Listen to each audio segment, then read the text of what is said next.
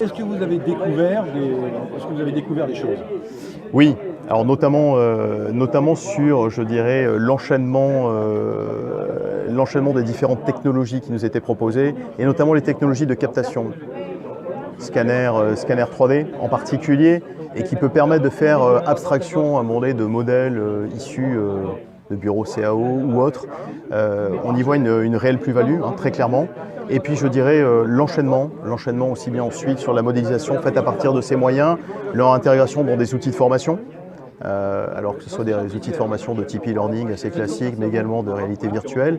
Et puis la capacité également à traiter certains médias, certains éléments, de manière à, je dirais, les véhiculer avec des poids défiant toute concurrence.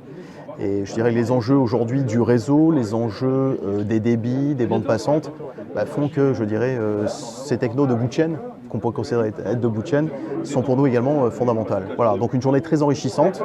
On avait quelques idées sur le sujet, en tout cas elles ont été confortées et elles ouvrent à mon avis beaucoup de perspectives en ce qui nous concerne dans le domaine de la formation et plus particulièrement la formation technico-opérationnelle du monde maritime.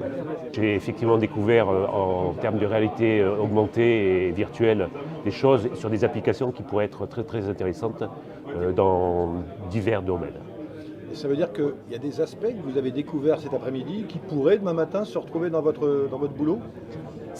Des applications qui pourraient effectivement être directement mises en place avec bien sûr des améliorations ou des spécificités, mais je vois des applications qui sont avec des mises en place très rapides. La présentation notamment du casque en réalité augmentée qu'on a pu faire avec les États-Unis, là je vois il y a un niveau de maturité de la solution qui est quand même très proche du marché et vraiment c'est quelque chose d'intéressant. Après sur les autres, il y a aussi une autre application, c'est sur tout ce qui est simplification des modèles pour avoir le modèle sur une tablette.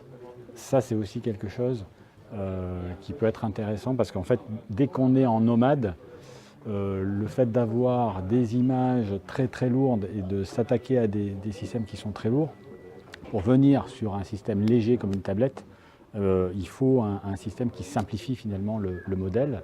Et là, je pense qu'ils ont une solution qui peut être aussi très intéressante pour l'industrie. Est-ce que vous allez peut-être demain matin vous dire « Tiens, ce serait peut-être pas mal, je vais rencontrer une boîte chez S2I et connecter avec ces sociétés ?»